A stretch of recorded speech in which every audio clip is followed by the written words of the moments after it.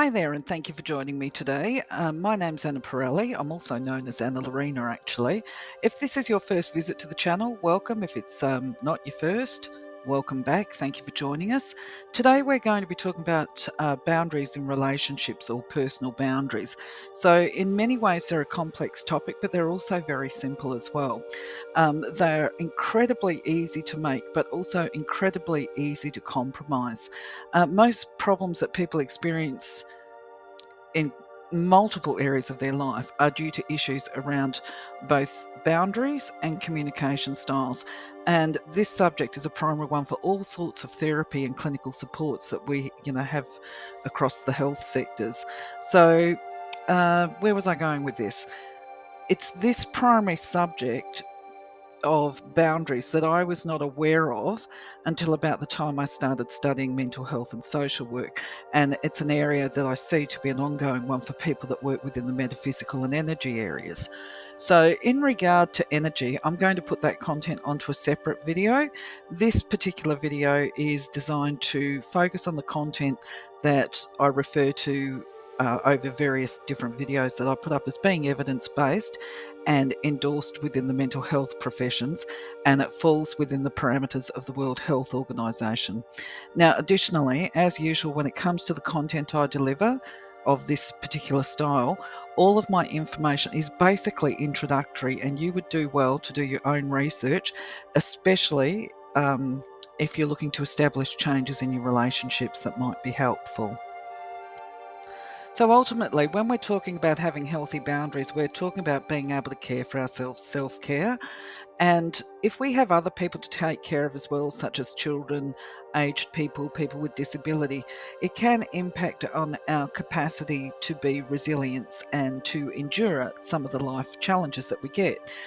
Boundaries aren't just the only thing that we need to have as far as looking after ourselves, but they definitely go a long way to ensuring that we have peace and stability both internally and externally as far as we can go.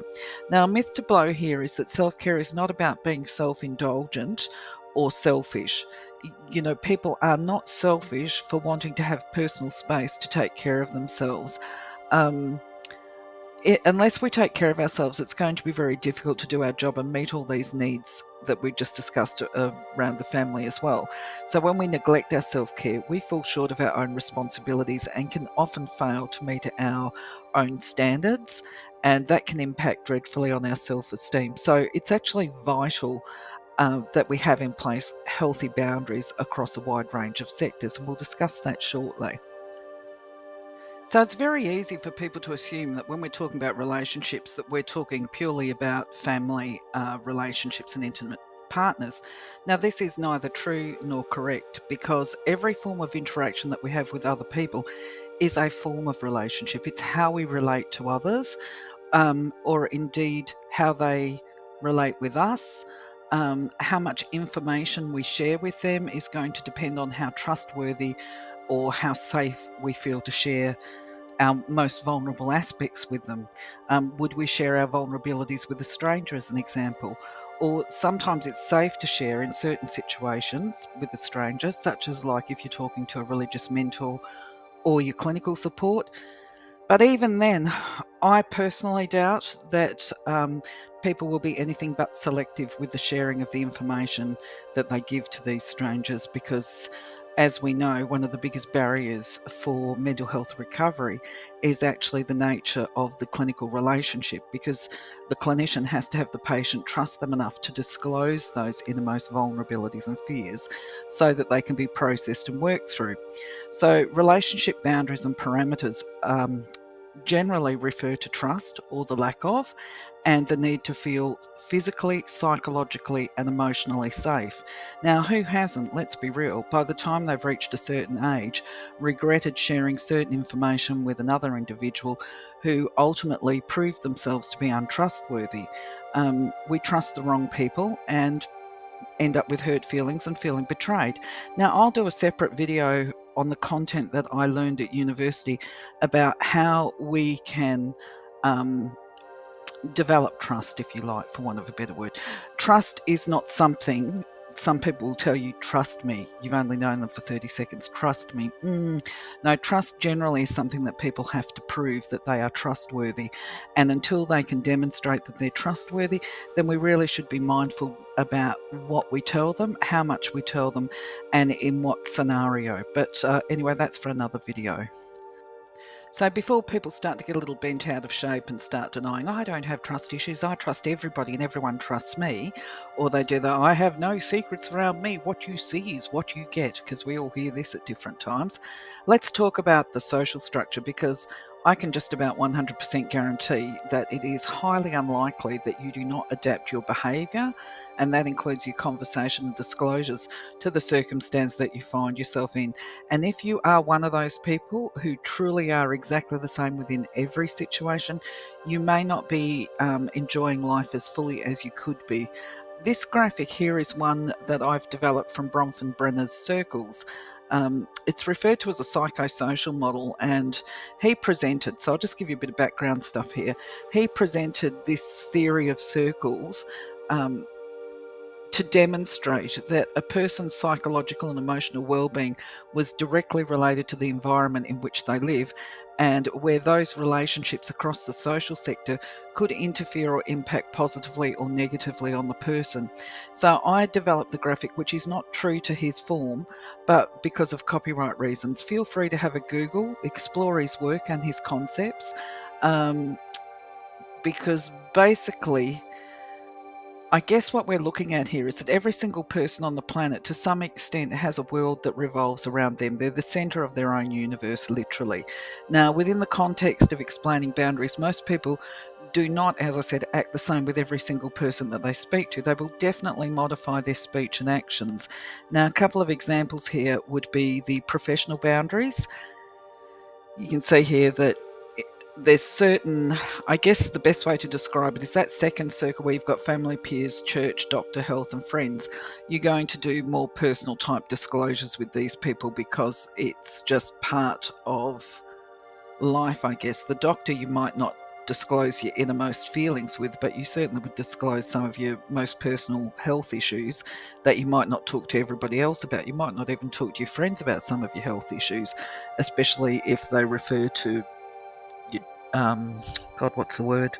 Your genitalia or something like that. You might not even tell your friends what you tell your doctor. And equally, you might not tell your doctor what you and your friends talk about. Your peers are people who are not necessarily your friends, but they're in your circle. You might talk to them about stuff, but you're not going to have the same in-depth conversations. And this goes to the next layer as well. You're not going to have a chat with the headmaster or the teacher in the same way that you chat with your doctor or your friends. So these are just examples of how relationships can vary. Now, let me just catch up here with my notes. Okay, so the point I was trying to make is that some of these relationships are going to be a little bit one-sided.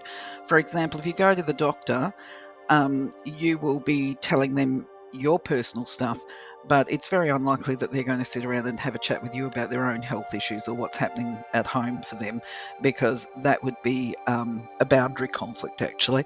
And in social work, that would be a huge, massive professional conflict to be having intimate discussions with your client. In regard to your boss, where you work, if you want to have some time off work, you still don't need to be oversharing what's happening at home. Let's say that you've had a DV situation at home. However, I should point out in Australia now, preference is given to people that are leaving a relationship due to family violence. They can get special leave if it relates to family violence. So nowadays in Australia, you might want to disclose that you've got family violence at home. But in most situations, people would go to their boss and say, look, I need some time off work for family reasons. And they really should not have to outline what the family reasons are or health reasons, just that they need the time off. Okay. What else? Within professional relationships, they have boundaries and parameters on them as part of the privacy and confidentiality laws as well.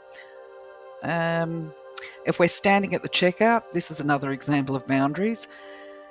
Some people will regale the cashier with our woebegone problems. However, this is not the usual process, really. But I do understand that when people go to the hairdressers or the beauticians, they really like to give the most intimate details of their lives. This can be an oversharing of information, and in fact, it usually is. And it can be put down to, if it's you or me that's doing the oversharing, a lack of a filter or just a lack of personal boundaries. And, if that stuff ends up being talked about, well, that might end up being uncomfortable for us. So, part of having boundaries is to know our own limits and to know what to share, what not to share, and where we should be sharing it. So, there's a level of self mastery occurring when we can control our own conversations and disclosures. So before we move on to the next slide, I just thought I would put in some reference points here for you, because while this subject matter is not directly related to the content of this video being boundaries, I just thought it might be helpful and you might be interested in looking. Yuri, basically, he takes, well, first of all, he's a US professor some years ago, Russian born, but spent many, many years in the US. And he takes what is referred to as an ecological approach to human development. And what I liked about this when I was at university is that it kind of is impersonal but personal at the same time. He sees everybody as an individual and that they are, if you like, they're like a tree. Actually, it's not so comfortable to relate it at this point. You'll see where we're going. That people are like trees, that during the early developmental years, that they are very vulnerable to the seasons, which he equates to the environment. Now, depending on the environment that the tree is growing in, they can either survive and thrive or they can deteriorate and die. So, for instance, if it is very windy, you would put stakes and ties in around the tree to hold it up straight during the high winds. You would put shade up to protect the little sapling when it's too hot. This is presumably in your garden, not in the forest.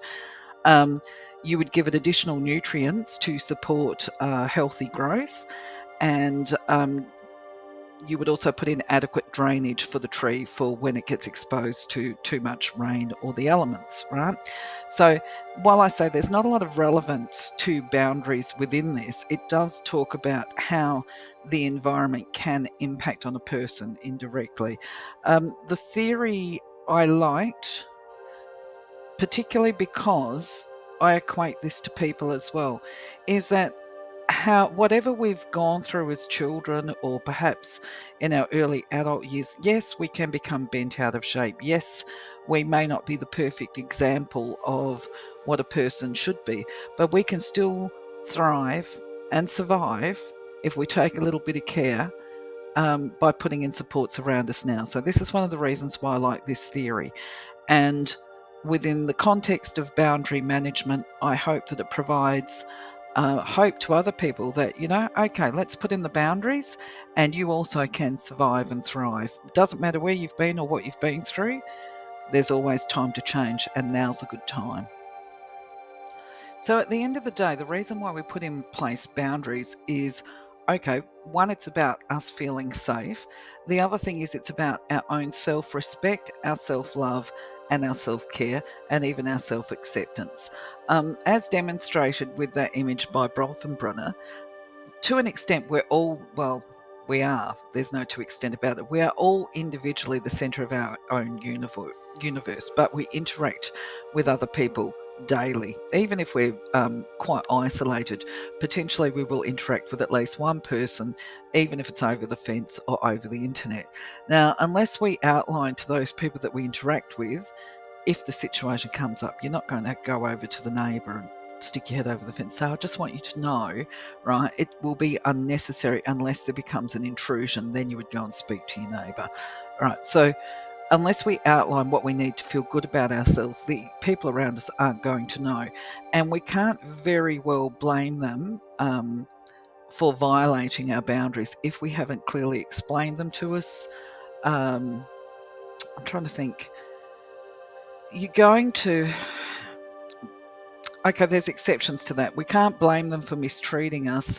Well, we can if they're being violent towards us, right? If they're being violent, abusive, and aggressive, we can actually blame them for mistreating us. But if it's quite simply an inadvertent oversight of a boundary that is invisible, then it seems, I think, and feel unfair and unreasonable to get angry at them for it. The idea is to actually address it, and we will be talking about this in this video as well, about how we can clearly outline our boundaries so that we ensure that we maintain that safe space around us. Now, there is an abundance of content online about the different types of boundaries, relationship boundaries, and why we would set them. But ultimately, as I said before, they are as a simple description about putting in place restrictions and limitations, if I can speak, on how we let others treat us and also on how we treat them. The idea is one that is a crucial element in maintaining our personal identity, our mental health, and our physical well-being. Now, just another little tidbit right at the get-go. In all healthy relationships, there is going to be a reciprocity of respecting the other person's right to express their identity and to maintain their mental health and well-being as well, because remember, they're the center of their own universe. They also have the right to feel safe and to retain their authenticity and their identity. So in some level, we're going to be talking about having healthy relationships in this video as well. So we talked before about professional boundaries, which is basically limiting and restricting the disclosures that we make to other people that haven't demonstrated to us that they're trustworthy, or that we feel safe with them intellectually or whatever. The other types of boundaries, these are ones that tend to be more so in closer type relationships. They can actually be within professional relationships as well, because I'm sure we've all worked with somebody who might be a hugger and highly emotional, or an oversharer or whatever. But basically, these are some of the boundaries that people might address, and I'll give you some examples with it. So a physical boundary is about helping you to feel physically safe and comfortable, not just with the strangers that you interact with, but also with the people that are close to you. So for instance, you might be uncomfortable, as I said, with hugs, and you might prefer to be a handshaker, or on the other hand, a comfort level for you might be within an intimate relationship, not one of these that, oh, hug me, I need a hug, right? You might want to be one of those that just walks past and gives a gentle tap. Everybody's got different ways of showing their affection, a little stroke or whatever on the way through. But you might not be comfortable with stopping everything and standing there for 5 minutes giving a big hug. So that becomes a physical boundary, if you like. They can also refer to your house, less intimate, right? They can refer to who you let into your house, your home, how far they can enter into your home. For instance, you might be open to them sitting in the living room or the sitting room, but there might be a big boundary on the bedroom where they're absolutely not allowed to cross that, all right?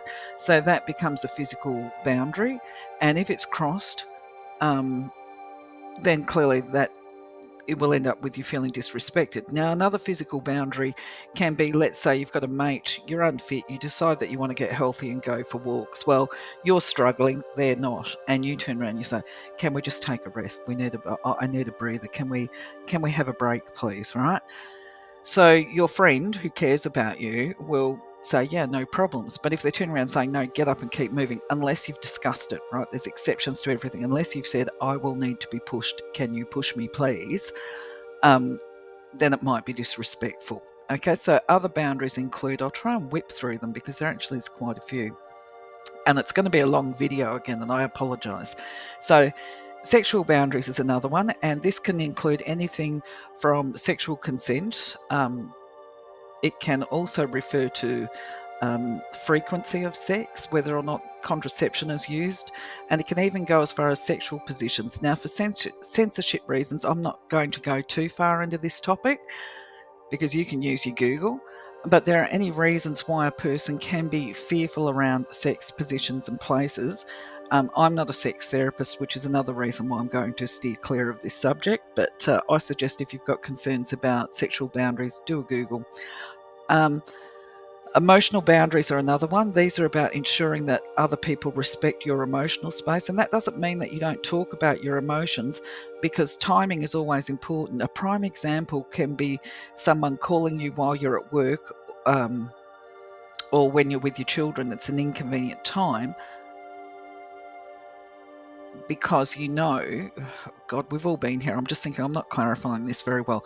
Okay, an emotional boundary might need to be put in place when you've got a friend who is continually calling you at inappropriate times to do an emotional sharing because they're struggling. So it could be an overshare, but it is actually imposing on your time and your responsibilities, and it starts to compromise your health. So you need to put a boundary on it, and that could be turning around and saying to the person, listen, I care about you, but can you call me later, or can I call you back at X time because now is not a good time? It's about being honest and nipping things in the bud. I'm just trying to think of something else. Just a moment. I needed time to think about how I was going to portray this, because I actually have done a lot of notes with this, and it's just too much time involved with it. But where I'm going with this is, if it's a friend and they're going through a difficult time, this is going to be one of the most difficult boundaries to put in place, and it might need some professional support, because you want your friend to know that you're still their friend and that you're there for them, but you also still have to manage your health. And so you need to put limitations and restrictions on it, but it needs to be done in a way that's still sensitive to that other person. So these are talking about the more porous and flexible boundaries that we'll talk about later. And they're the hard ones. These are the easy ones to compromise. Okay, so other boundaries are the financial ones, and this can be material things such as clothes, money, your car, or your home. Because some people struggle to say no to others, they might lend their car or money, these things that we talked about before, to people, even if they don't want to. All right. So it could be about a family member saying, look, can I borrow the car? Yeah, no problems. All right. But it leads to an ultimately strained relationship, whether or not it's intentional or not. And it makes me think of that old, I think it's a biblical quote of neither a borrower or a lender be, or something like that, because quite often it can become uh, a grounds for resentment. The other one, another vital boundary, and this kind of ties into that friend that's calling you habitually. And sometimes it's not about a crisis, but it's a boundary on time. And this can be telling your friends not to call you when you're at work, or scheduling time for personal care, because everybody needs to self-care. Could be a soak in the tub. um, Refusing overtime because it intrudes on your family commitments. And it can also be a case of putting restrictions on a friend who calls you at 11:30 on a regular basis, full of grog and wanting to just have a yarn. And what are you doing? Getting ready for bed. In fact, in bed. Is it urgent? Yeah, it can be having a conversation with them and saying, please don't call me at 11:30 at night. I've got to get up at 6 a.m. the next morning and go to work and look after my children. That becomes a time boundary. Intellectual boundaries are interesting because they are our ideas and beliefs, and they definitely can create discomfort within our relationships. Now, within a healthy relationship, people can openly discuss their different ideas, beliefs, and views without worrying about being put down or um, minimized or called names because they think differently and they've got a different viewpoint. So sometimes within relationships, we need to put boundaries in and say, look, let's agree to disagree. Um, I love you too much to fight with you or end our relationship because we're being nasty to each other over what's happening on the news. I mean, that's a prime example of it. So, really, the best description of what boundaries are is actually that invisible line in the sand. It's where we outline what and how people will treat us, or how we will let them treat us. Now, within this scenario, I'm thinking of a specific relationship that I observed not too long ago, actually. Um, and in this scenario, the mother has young children. She's struggling because she works, I think, 4 days a week. Um, anyway, she's doing the bulk of the childcare. They have a child with a disability. She takes care of all the daily chores, the childcare, the bedtime, the meals, and so forth. And she's depleted and exhausted. And I might add, it's impacted on her mood and personality because she's quite snarly a lot of the time, and she's not always pleasant, quite likely because she's fatigued. Now, she has expectations of her husband that on his very limited days off, you'll understand where I'm going with this. You'll have a bit of a laugh in a minute. Because That business of the world is we're the center of our own universe. When we're fatigued and exhausted and emotional, we let it cloud our vision. We just don't see the bigger perspective. So there can be some humor involved with this. Anyway, she expects her husband on his time off to come home, do the housework, potentially cook dinner with her, maybe go out into the garden and all the rest of it. She'll then complain bitterly that she never gets any quality time with him because he's always working. You know, so far it sounds like not unreasonable. Most women would be whinging and complaining in that scenario, right? But the thing is, context is important for everything or to every situation, because in this scenario, it is actually probably unreasonable of her. She will have been included in the decision where her husband has launched a long haul truck driving business. And while he's setting it up and establishing it, because this is his own business, he's working 13 days a week. And quite often he's actually sleeping in the truck overnight. He's doing it hard. And they will have agreed to this before he set up the business. Obviously, the aim is that they employ drivers at some point in time. So, in between driving this truck 13 days a week and sleeping on the road, he tends to pop home for a few hours at a time, and that could be to do a bit of housework to help her out on the weekend. It could be to let her sleep in, and so that he can spend a little bit of time with his children. In fact, quality time with his kids is quite often taking them down to where the truck is while he does a service on it before they go out on another truck run, stuff like that. So basically, I guess it's one of those things where people agree to stuff, and then down the track, when it starts to come to fruition, they start to change their mind. They realise that the whole scenario needs to be reviewed. Now, for this particular couple, changing jobs isn't an option because they've invested too heavily in it. But I mean, both parties, the way I see it, sitting on the outside, are entitled to have that opportunity to self care and to emotional support. And really, because she's very gnarly at him, I actually feel a bit sorry for him because she's so meow when he comes through the door. My solution would be to say, well, why don't you get a cleaner and maybe even get somebody in to cook meals or something like that, so you can just pull them out the freezer, so that that takes some of that burden of care off the mother, and so that when the couple are together, they can spend a little bit more quality time together.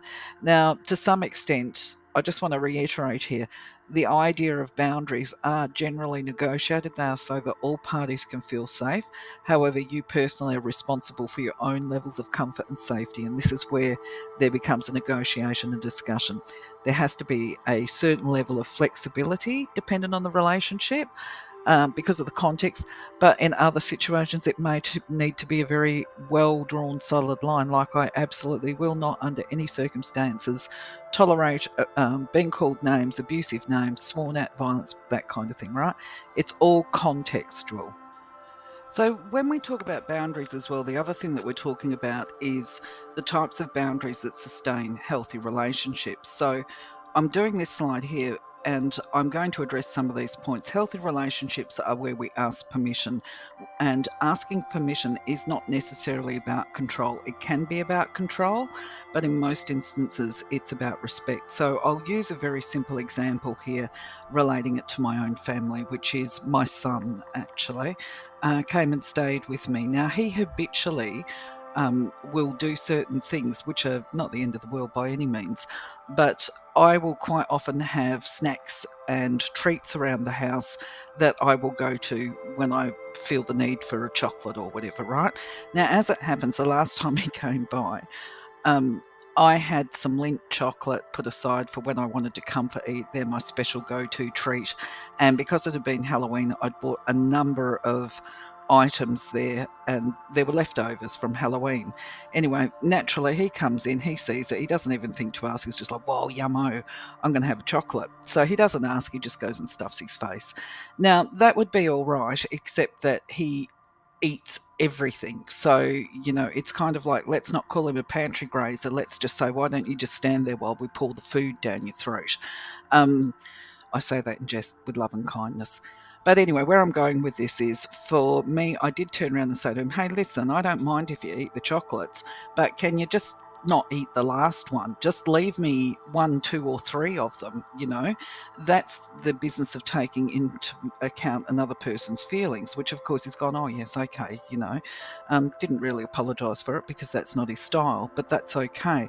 But asking permission can be about control when it's looking at fairness and equity. So, for example, I was thinking of a scenario when it could be controlling and it's appropriately controlling, and that's to do with fairness and equity in the family unit.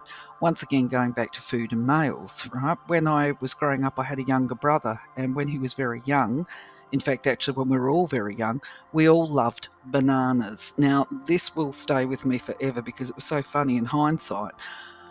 Mum has managed to get a bunch of the best bananas that you could get at the time from a little place called Carnarvon. So we had a stash of them on the bench, and it was a case of like, don't eat them all at once, Mum says, as a good mother does. Don't eat them all at once. Save some of those for tomorrow. I'll make a banana pie and we'll do this and that with the bananas, right?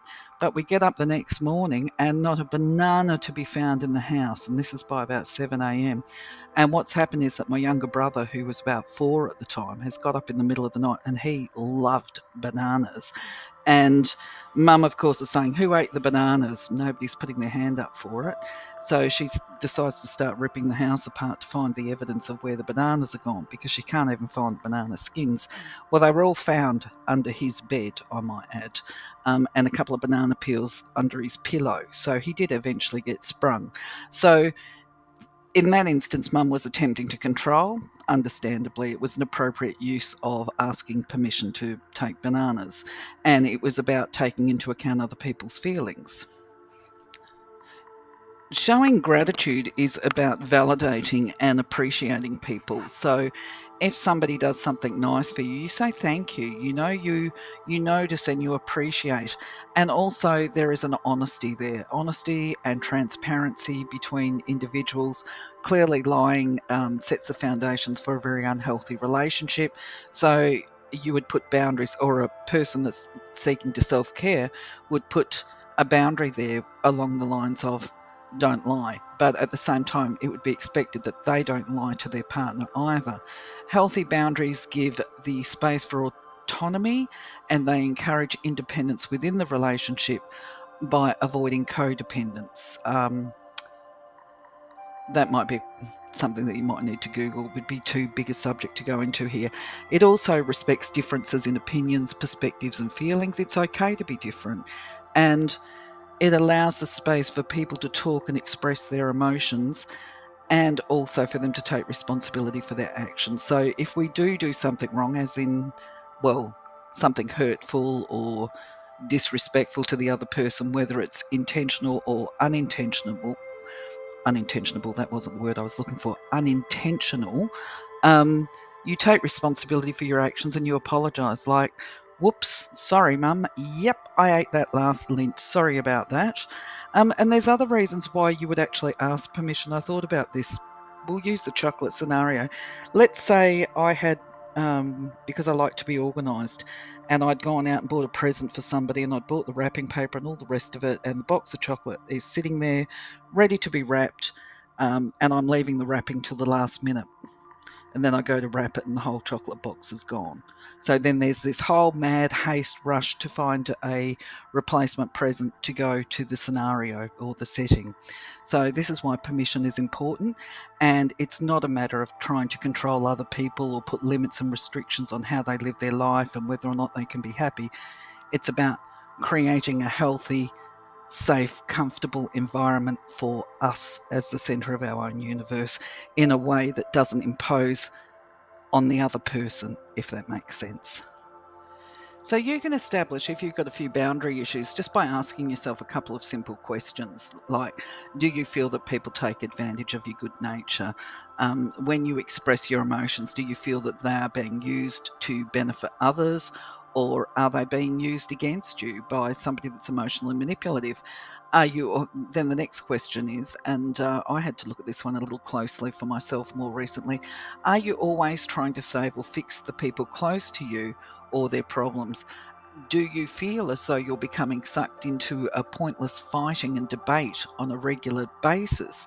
And the other one, too, that is when you enter a new relationship, do you find yourself rushing in and investing emotionally far too quickly with a person that you really haven't identified and established if they're trustworthy? And this happens with spiritual people as well, because we rely on energy, or we sort of go, oh, I felt a connection. A connection isn't always about a loving and healthy relationship. And sometimes people will just jump in, boots and all, because they feel the energy. So then the other question would be, are your relationships on an ongoing roller coaster of either really horrible or really amazing with absolutely no middle ground? Okay, that's a clear sign of a boundary issue. Then are your intimate relationships ones that have a pattern of splitting up and then getting back together? Do you find yourself constantly caught up in the drama of it, despite telling people that you hate drama? You're continually caught in dramatic scenarios. That's another one. Do you continually spend time defending yourself for the things that you believe in, or that for things that you believe are not your fault? Now, if you said yes to any of the above, then there is a real good chance that you need to revisit your boundaries and do some maintenance work. And if you said most of them, it is most likely that you're really addressing some overwhelming problems in your life, and that's quite possibly why you're struggling to maintain your boundaries. You just got too much going on and overwhelmed, I would imagine. So, of course, there are more identifying features than what I've put up here. If you know of some, pop them up. If you know of some markers, shall we say, I'm sure that other people will be interested in hearing what you say or what your thoughts are. I'm just trying to create some context here to point people in the right direction, to establish where they might take a look, to explore where they feel comfortable or uncomfortable within their relationships. Now, at some point in time, I will put up some healing strategy. I've got a wonderful meditation. I haven't used it for a long time. More Actually, I used it a few months ago, but I call it the emotional baggage meditation. And I'm sure people will find it very helpful, because sometimes we don't realize that we're emotionally burdened and where that burden is coming from until we actually do this meditation that I'll put up. But anyway, once it goes up, I'll let you know. So there is a level of self-awareness involved with assessing your own boundaries as well, and to raise that self-awareness, it means taking a good look at yourself and certain situations, perhaps where you've lost your bottle, so to speak, and maybe you acted in a way that you're not proud of or whatever, right? So owning your own emotional reactions means taking a look at what happened, thinking about how others make you feel, bearing in mind, if we're taking emotional responsibility, nobody makes us feel anything. Um, we own the fact that I felt comfortable, I felt uncomfortable. Why did I feel uncomfortable? And the way we work it out, what our triggers are, is by looking at the way that we interact with others and reflecting on how we felt within certain situations. So, examples of this is when I am with people that make jokes or comments to me or about me, do I feel disrespected? Well, the nature of the jokes will tell you. It could be that when they talk about my hair, that I'm sensitive about my hair. So, that becomes an opportunity for you to work on it. Actually, I'm not sure that you need to put in boundaries for that, but there might be other areas that you need to put in boundaries. Did they do anything that made you physically uncomfortable or feel unsafe, such as raising their voice in anger? That one you would definitely want to put a boundary on, which I do. And I sort of say, I don't have an issue with you challenging my thoughts or beliefs. What I do have an issue with is tone of voice and the volume of the voice during the interaction. So you can put a boundary on that one fairly easily. Did you feel pressured to do things that don't match your values? That's what we call in my industry an ethical conflict, where we feel compelled to do something that just does not feel right inside. Um, and that's actually going to be something that you might have to look at within a work context, perhaps, because it does definitely happens more in the work situation. And that might mean a case of finding a new job, because work values and personal values often don't gel. So, anyway, then another one would be, did you feel overwhelmed by a person's requests or expectations upon you. That can be a time or an emotional boundary that needs to be put in place. Did you feel as if they were infringing on your sense of control, or making you feel like a child or less than what you are, that making you feel stupid? That becomes an intellectual and an emotional and even a psychological boundary. So, a moment of, if you can create that space to reflect on the areas where you feel uncomfortable and exactly what that nature of the discomfort applies to, then you can work out where you need to set your boundaries with specific people. So, this is a more personal way of assessing boundaries. So, other considerations before we start implementing our boundaries is that need for self awareness, which we just talked about, because we need to understand our own value system. We need to understand what is important to us and what isn't, what we can expect from others during our interactions, and not only what we want, but what our limits are, what is likely to cause a reaction from others, and how we would manage the reactions from others when we try and put our boundaries in place. So, these are important factors to boundary setting. So, once again, just a reminder, we're not an isolated unit. Relationships are reciprocal, particularly when we talk about family relationships.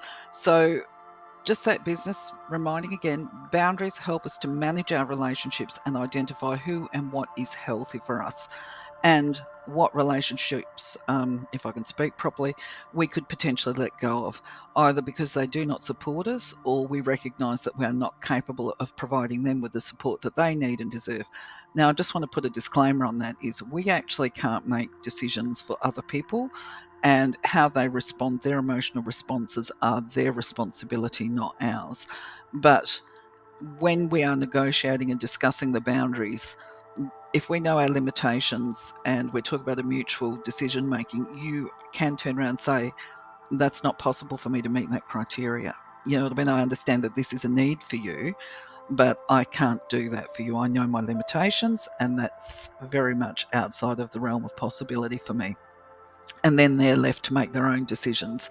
Right. So, when we're talking about creating boundaries for us, healthy boundaries should at least allow us to fill our cup at the very minimum so that we feel emotionally nurtured. I like the cup description because the water represents the amount of love that we have.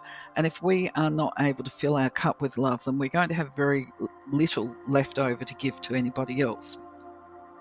Um, so the aim is to at least fill ourselves with self acceptance, self respect, self appreciation, and self love. And this is all dependent on self care. Now, the other thing we need to look at is, this is a few big ones. What is important to us in our relationships? What do we need to feel good? Because there's a difference between need and want. What undermines our sense of self worth? What can we compromise on? What is intolerable for us? And what can we live with? And what can't we live with? Because the bottom line is, when we're putting in place our boundaries, there might be somebody that turns around and says to us, that's not possible, I can't do that. And it might be a case of you have to agree to walk different paths for a little while. So that's preparing yourself for putting in place healthy boundaries. Now, before we look at setting boundaries as well, it's important to understand healthy and unhealthy boundaries. Unhealthy boundaries are where there is a lack of flexibility. So there's two types of them actually. They're either too rigid, like in the brick wall, often associated with black and white thinking, or they're too porous, right? And a healthy boundary is somewhere sitting in the middle. There's got to be a little bit of room for movement and accommodation within the relationships to ensure that all parties' needs are met, and that their identity and autonomy is also respected. So they do need a constant renegotiation. Rigid boundaries, the reason why they're unhealthy is because basically they keep other people at a huge distance, and this can include your loved ones. And they can be identified, I guess, by a refusal to discuss emotions and feelings with partners, or denying yourself time to meet with friends and to have relationships with people that open sharing within the right context. Porous boundaries, of course, are often referred to as the weak boundaries, and they're when a person struggles to say the word no to others, is a prime example. They can be observed in, for example, intimate partner relationships where one person is taking all the responsibility for the nature of the relationship, or where they overshare information with strangers. So we've already discussed both of those. I must admit that the last one, that business of oversharing with strangers, is something that I have struggled with in the past on and off, and not because I set about to overshare information, but because often we meet people that are prying and just basically nosy, let's say it. And I have a hard time saying to them, once they start crossing the line, well, actually, it's none of your business, really. I mean, I should be able to turn around and say that, but I've always struggled to answer it in a polite yet filtered way and maintain my own levels of privacy. So I imagine there's probably people that have got the same issue as me. If I find the answers to it, I'll be sure to let you know. If you've got the answer, let me know, please. So we talked about boundaries needing to be a little bit flexible, because if they're too rigid, then they are actually not necessarily healthy. But at the same time, if they're too porous and too flexible, then that's not healthy either. So they're within the middle ground.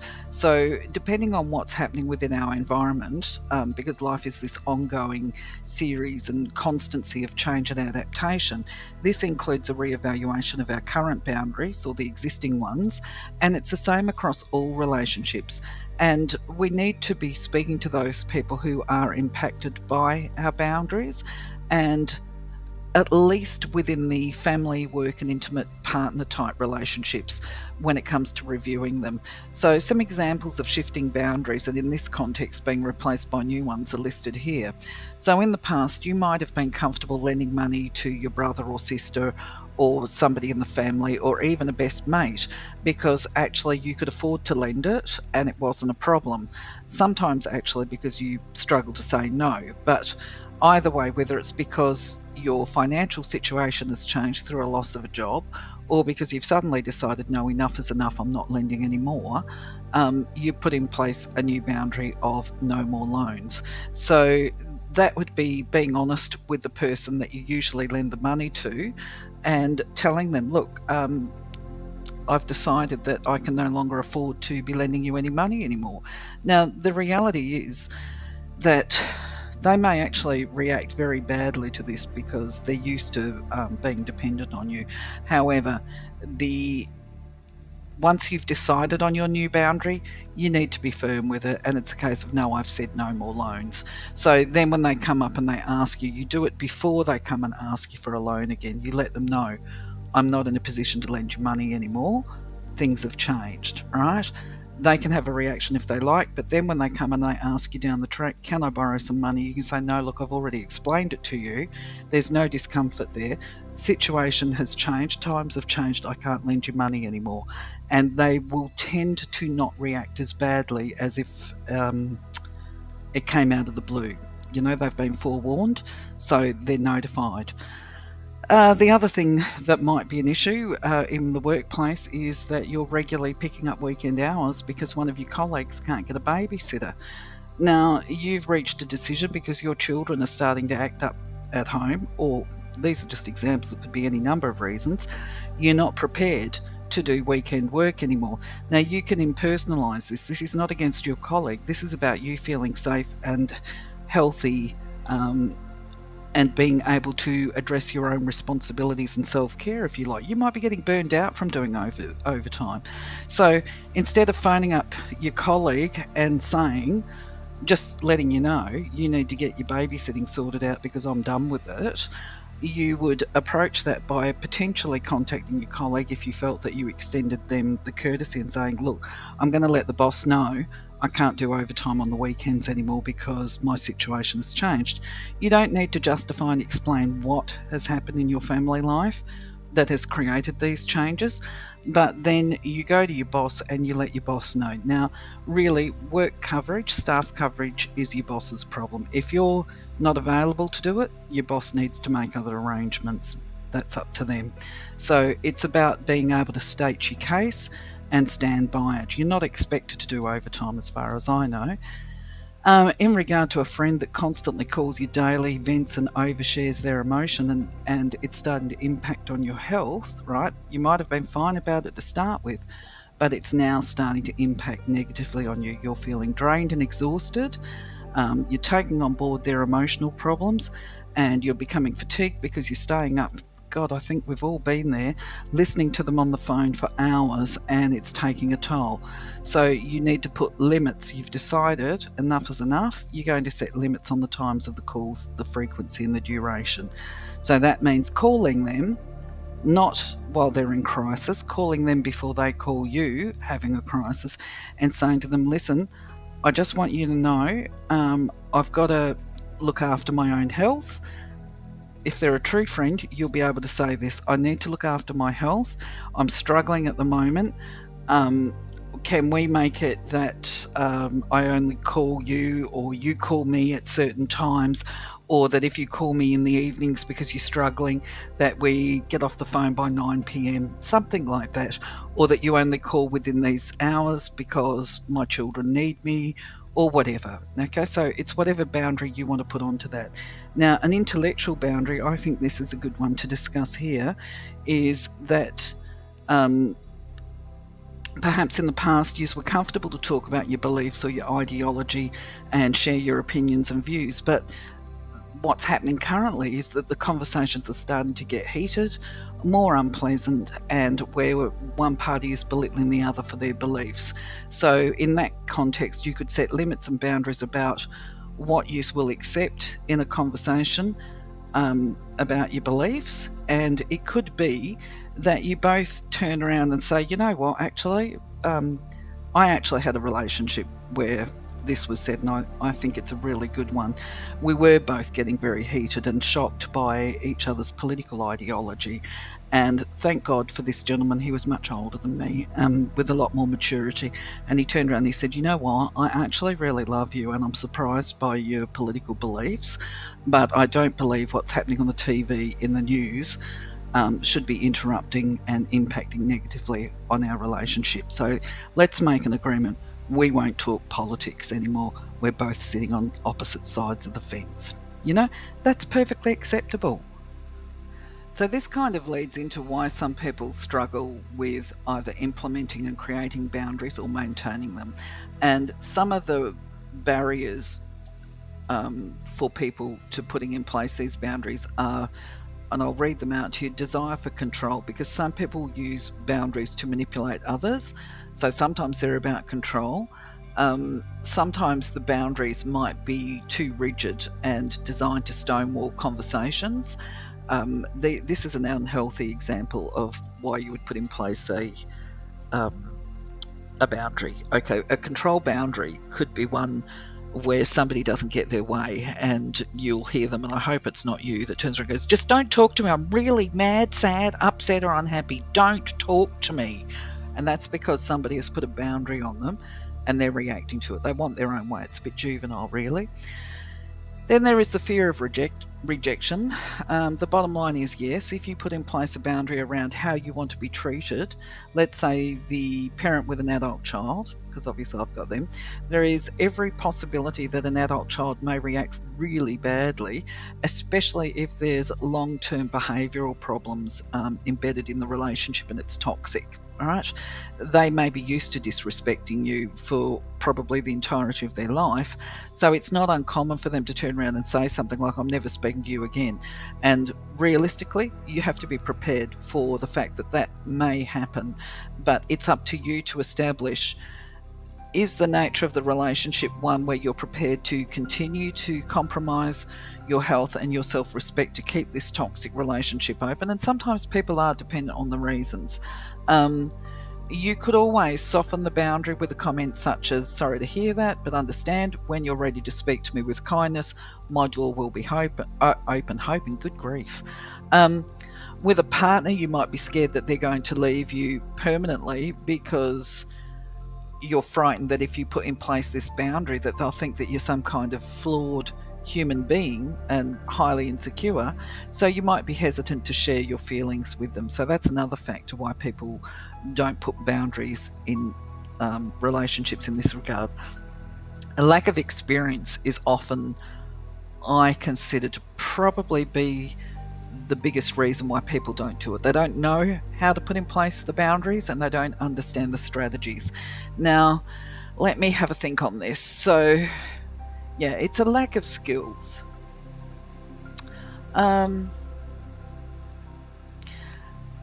Because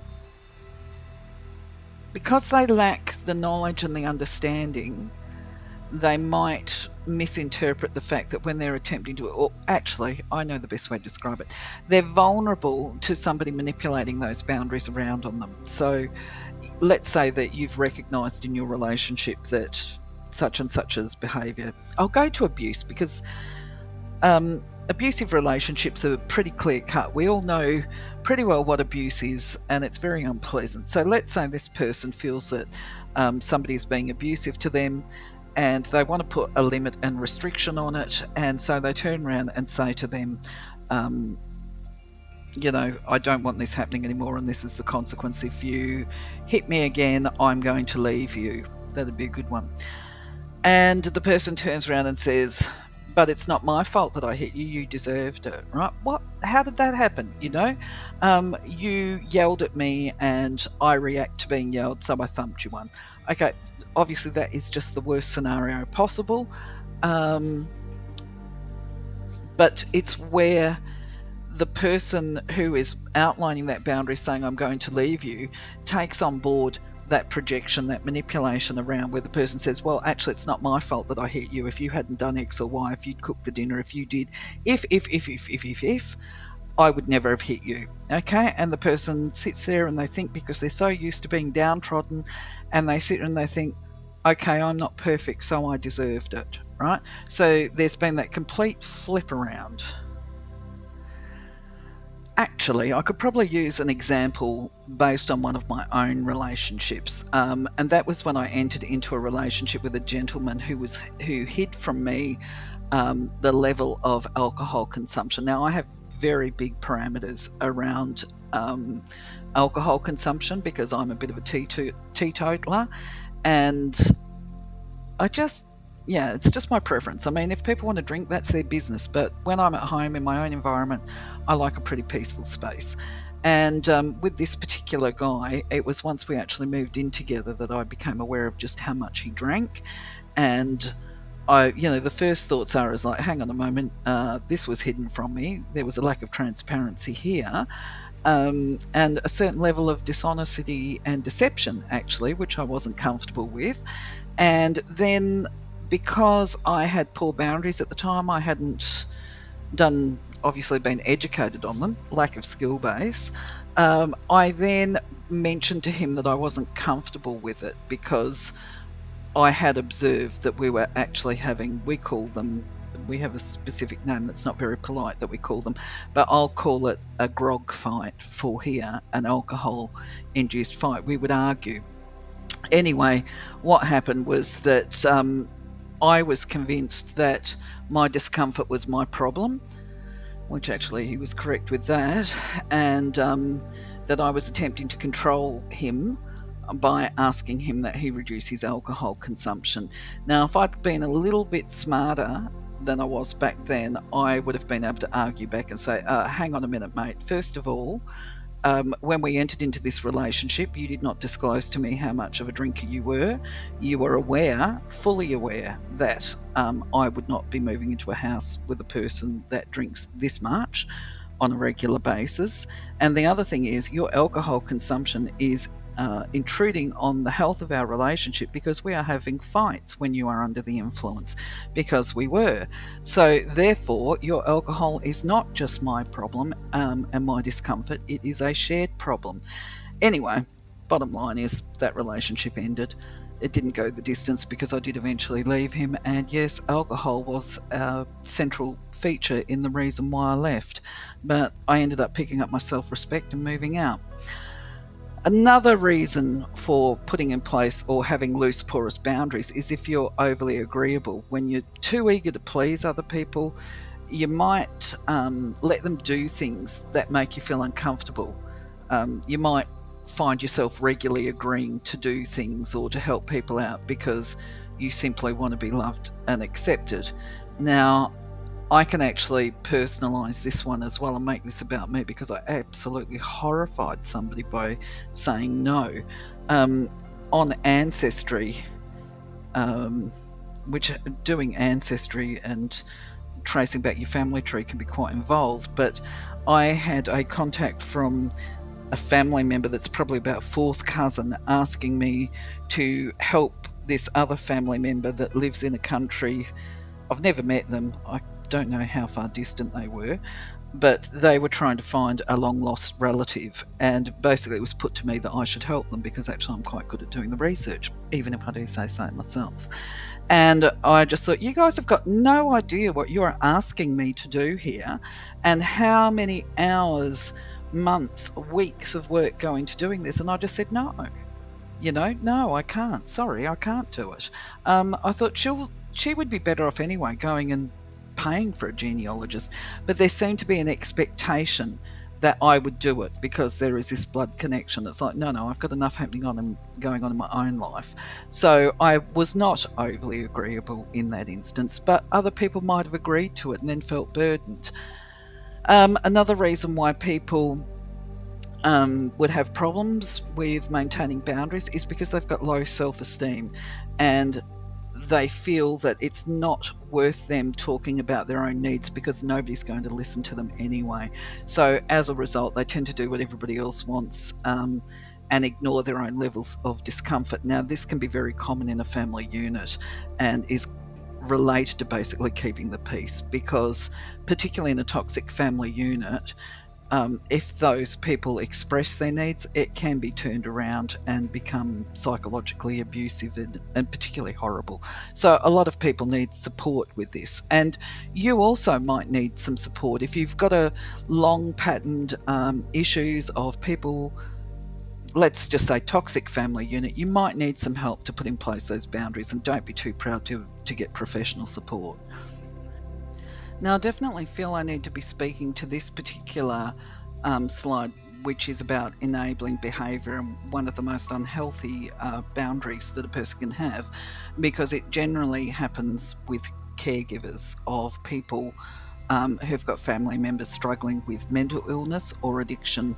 And it's where, because they recognise the vulnerability of the person that they care for, and they're very well intentioned, they actually shield the person from learning from their mistakes. So examples of this is the reason why, actually I need to back this up, it is a very unhealthy boundary because it denies a person the opportunity to grow and evolve and learn from their mistakes.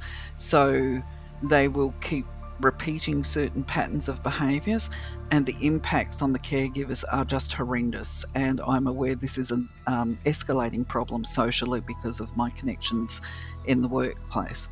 Okay, so when we talk about enabling behaviour within the context of mental illness or addiction, it is where, if we use something like social anxiety disorder, where a person becomes triggered in social settings and a carer might speak on behalf of the person, and that person then is denied the opportunity to learn to communicate and express in a social setting. Now, I want to put a disclaimer on this because I recognise, and I actually don't have a problem with family members speaking on behalf of their member that's got anxiety when they are very unwell and triggered, because as long as that person, the family member, is included in the conversation and they can interrupt and feel comfortable to interrupt, to speak to the people, then I'm all fine about them letting their parent speak for them, for example. Not all clinicians are fine about that, but I recognise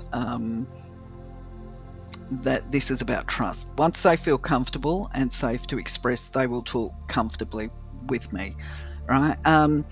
So then the other one that's really difficult and really sad actually to watch and know of is when somebody's got addiction and the family members are continually paying the legal bills or the fines because they might have traffic infringements.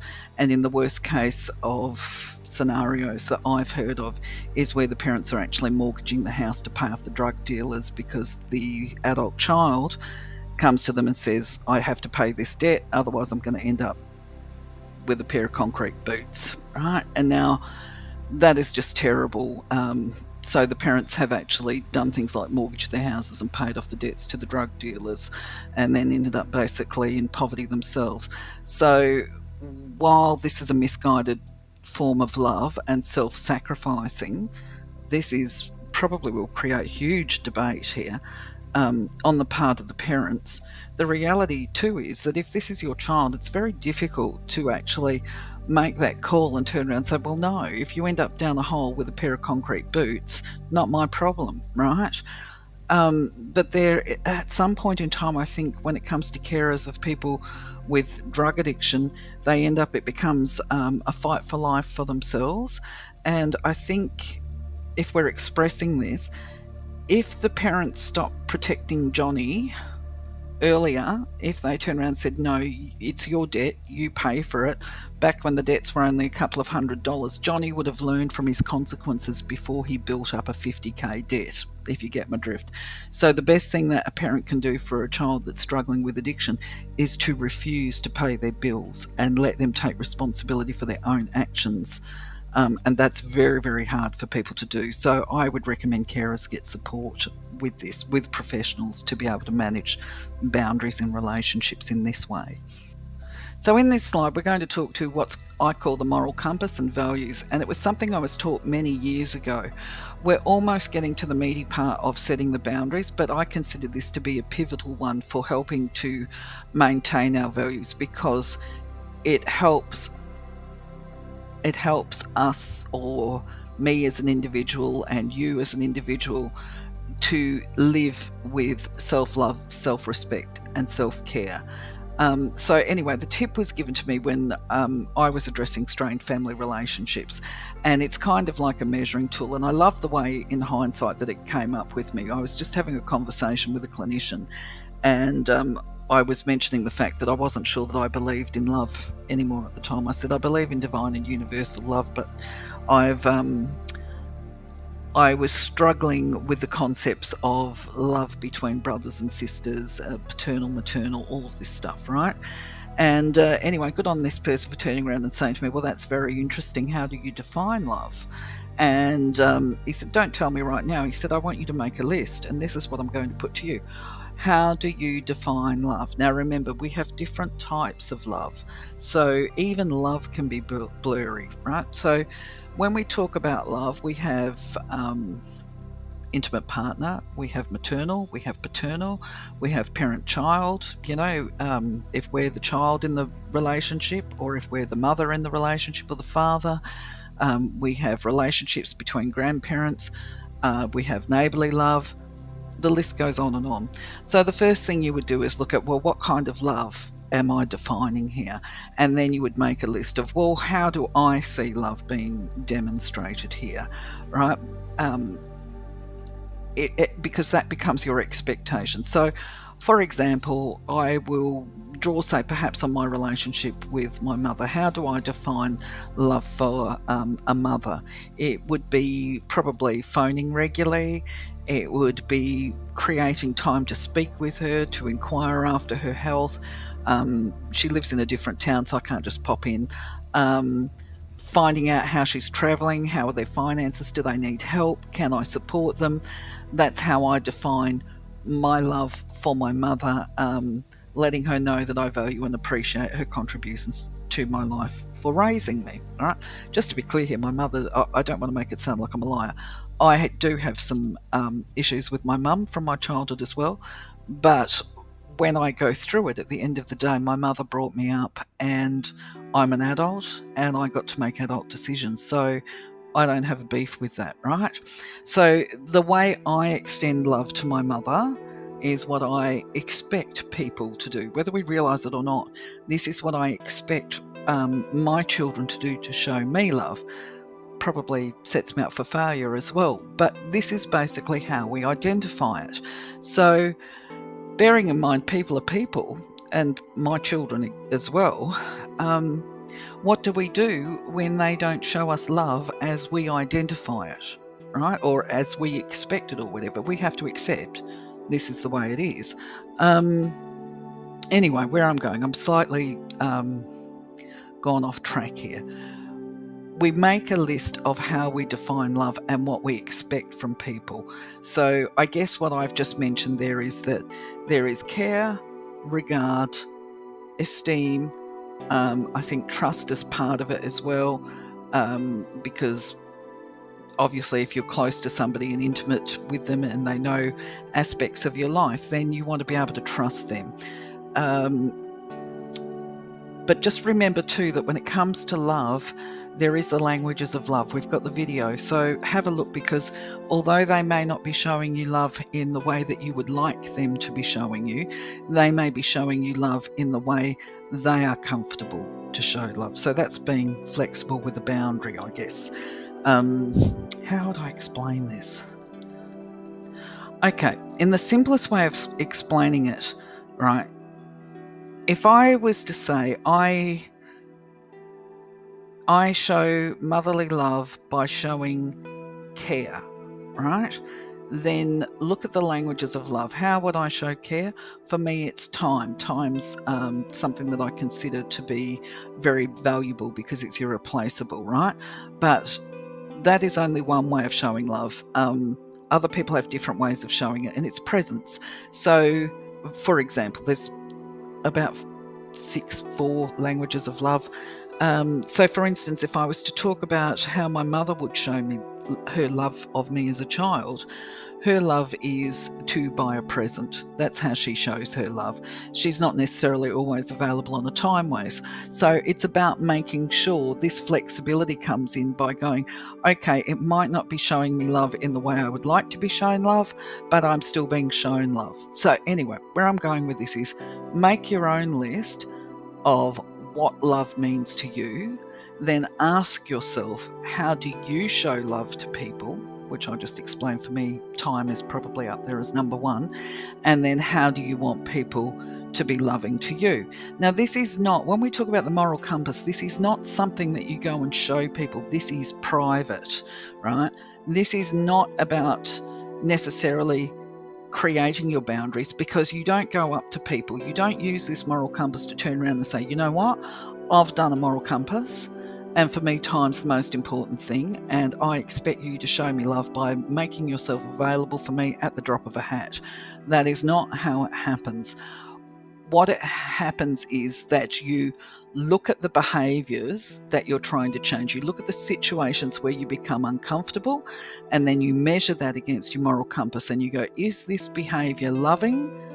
And it might be in the blurry areas. So then it becomes, okay, it's not how I define love, but I can see that for them, they are being loving to me. So I feel cared about, right? So it's not an issue that needs to be addressed, right? As long as the behavior is loving.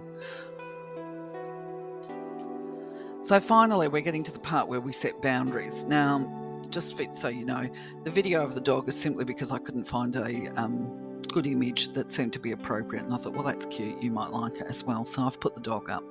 Anyway, we're getting to the point now of setting up the boundaries and the tips, because once you've done all the homework, you've done the planning, you've reflected on what makes you comfortable, what doesn't make you comfortable, you know what your triggers are, you understand how you're going to react in certain situations, you have a better understanding of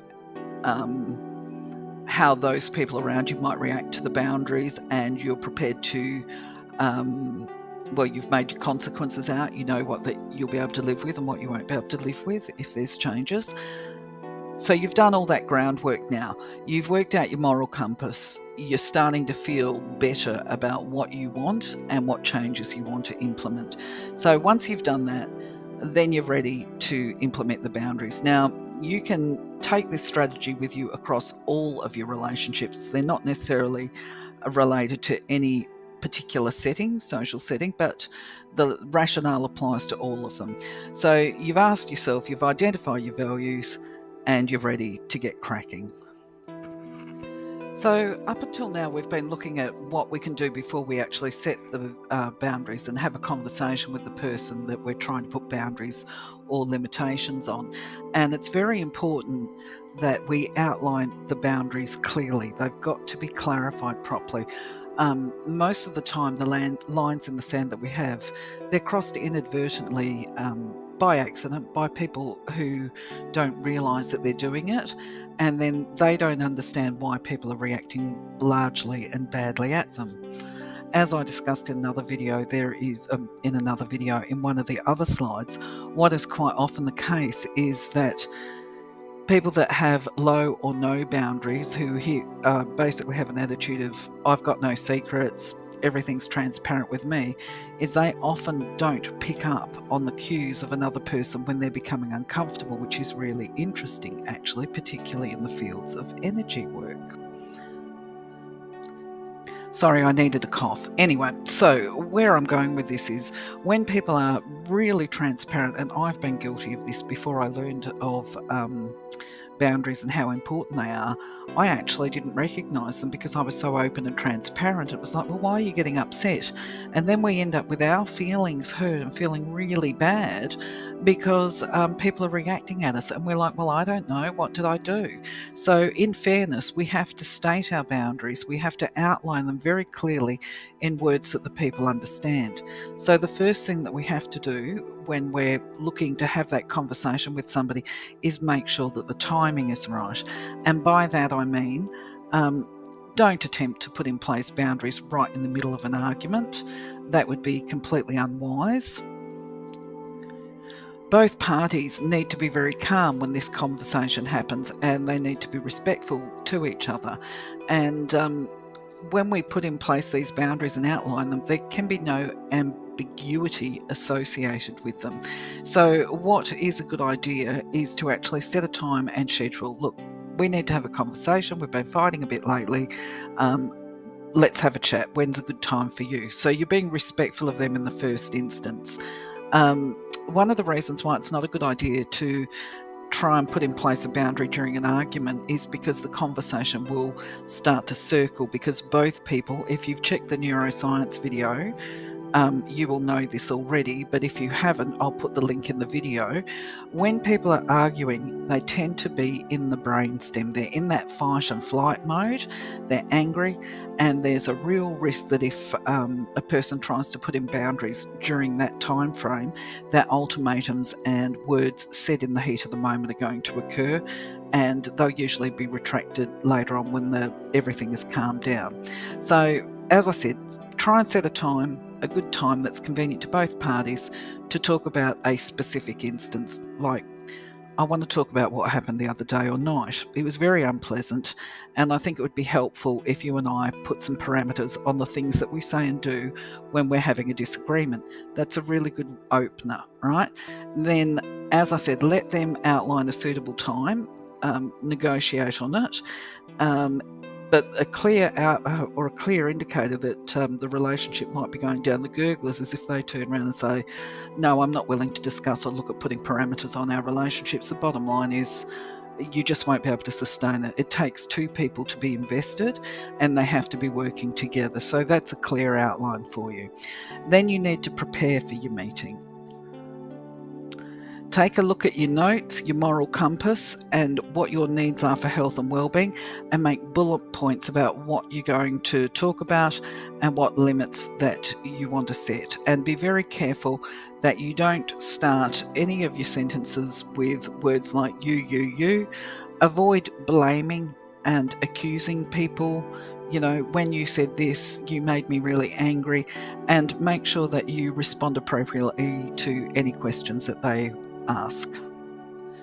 So the reason we don't start a sentence with the word you is because it sounds like an accusation, and it's very easy for a person to take it, the words, personally. and to react negatively to it, which is not what we're trying to do when we're putting in place boundaries. We're trying to create healthy settings for everybody, and that includes them. So we don't start a sentence with the word you, because we don't want them to feel that we're blaming them for how we feel, because actually we don't want to be blaming other people. We want to take emotional responsibility for our own feelings, but put in place parameters of personal safety. So just clarifying that, it avoids, by not using the word you, we avoid transferring and projecting our needs and issues onto somebody else in an unreasonable way. So also, the other tip in regard to setting up your boundaries, it's better to outline them in advance as part of avoiding disagreement and conflict later as well. So a really simple example of this could be having an adult child phoning to say that they're coming home because they've lost their job and they're broke. So while they're away from home, it's much easier to put in place boundaries, especially if they're new ones, as part of avoiding you being exposed to a massive reaction. Because if they're not happy about it and they get nasty, you can always just disengage more easily over the phone than if they're actually in the house with you when you're trying to put the boundaries in. It sounds a little bit avoidant, I know, but I think it's healthier. Okay, so to be honest, if one of my children called me up these days and said I'm coming home because I've lost my job, I would probably make a joke of it and laugh and say, are you asking if I've got a room here for you? But I would do it with a laugh, and I'd do it nicely. And I understand, basically with this, I'm going to use this scenario as an example of how to outline boundaries in advance. So I understand from speaking to many people who've got adult children that have returned to the nest that there can become a whole range of problems because the expectations of them upon their returning adult child have not been outlined before they move back into the home, especially when it's a single income family or a single mum. So the complaints that often arise can sound quite petty when they're individually mentioned. This can be the costs of feeding them, it can be a massive increase in the food bill, the cost of the utilities go up, there's extra washing and laundry product, for example, and then there's the matter of the increased domestic workload, cleaning the kitchen, cleaning the bathroom, all of this kind of really little niggles, if you like, that can become really big problems if they're not addressed.